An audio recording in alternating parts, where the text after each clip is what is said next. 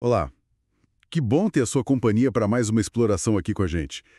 Hoje vamos é, mergulhar num conceito bem interessante da Kabbalah, Katnut.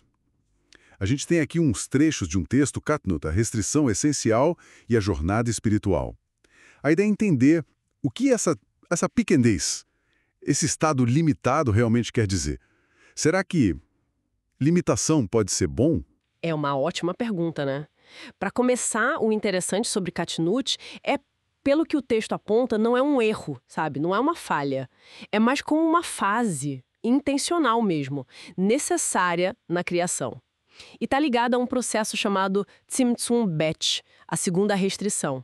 De forma bem simples, é quando o desejo de receber, o malchut, ele meio que sobe e interage com o desejo de doar, binar. Isso cria uma complexidade que é essencial para o crescimento espiritual. E o que me pegou mesmo foi essa ideia do Katnut como proteção. Divina! A analogia do texto é boa, né? Um pai não dá a chave do carro para a criança, não por maldade, mas para proteger. Então, essa restrição, ela seria para a gente não receber a luz do Criador de um jeito egoísta, que acabaria separando a gente mais ainda. É isso. Exatamente isso. É tipo um ambiente seguro controlado para o desenvolvimento acontecer. E tem uma estrutura para isso, né? O texto fala da parsá, uma fronteira, mas consciente. Acima dela ficam os vasos, de doação, vamos chamar de GE Galgaltá Veinaim.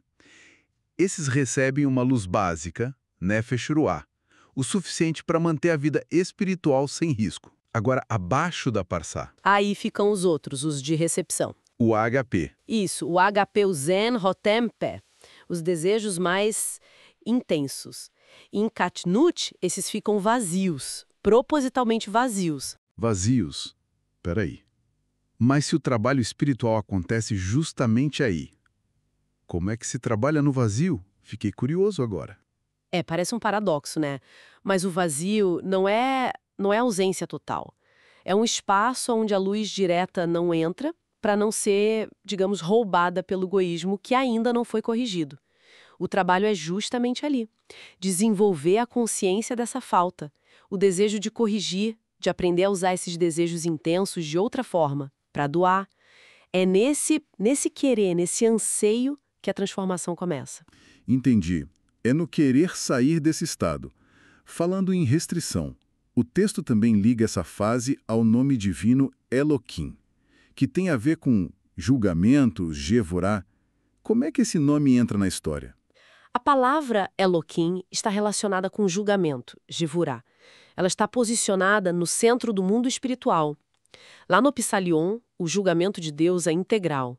O Eloquim passa todos os elementos do mundo espiritual, passa pelos divinos amparos para interpretar o tempo que estamos caminhando e como todos funcionam ou se desenvolvem juntos. O que quero que Vicenti é interpretar o tempo que estamos vivendo e em que resultado será alcançado de uma forma mais equilibrada e justa. Agora, com esse julgamento vem a preocupação, né, do lado contrário desse juízo final e que através de todas as néboas e luzes há uma transformação e há esse retorno ao amor onde tudo começa. Assim, a conexão é bem profunda. Eloquim é a força que rege Katnut, essa disciplina, essa restrição.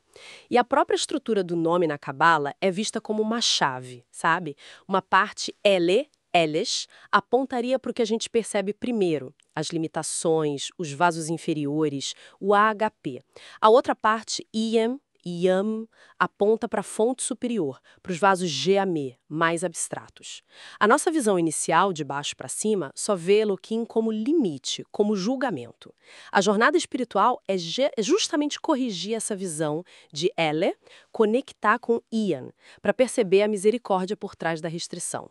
Unir as duas partes. Nossa, interessante. É como ver só a fechadura, sem nem imaginar a chave ou a porta. Mas como que a gente sente isso na prática? O texto fala do ponto no coração, a Nekoda Shebalev. O que seria isso? O ponto no coração. Olha, é descrito como a sementinha do próximo nível espiritual dentro da gente, o potencial para uma conexão maior, sabe? tecnicamente seria a parte mais baixa do nível espiritual, logo acima do nosso, que meio que caiu dentro da nossa estrutura atual. No começo, tá dormente. Adormecido. E o que acorda esse ponto? Pois é, o que desperta justamente a sensação de vazio que a gente estava falando, a insatisfação, até o sofrimento, quando ele é consciente, quando a gente sente que falta alguma coisa fundamental. Isso seria estimulado por uma luz que o texto chama de Or Makif, luz circundante. Ela não preenche diretamente, mas ela pressiona, faz a gente sentir a nossa limitação e acende o desejo pela origem, pela conexão. Puxa, então aquela sensação incômoda, aquele vazio existencial, não é um defeito de fabricação. É um sinal, tipo um chamado para despertar esse potencial que tá ali. Exatamente, não é um bug, é um feature, como o pessoal diz.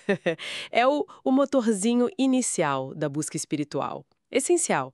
E claro, o objetivo não é ficar em Catinute para sempre, né?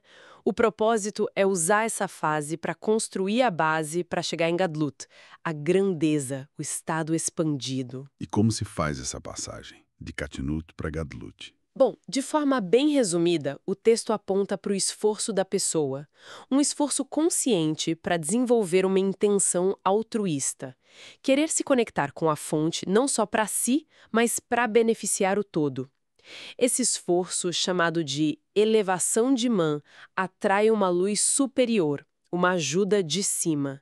E essa luz dá força para corrigir aqueles desejos do HP.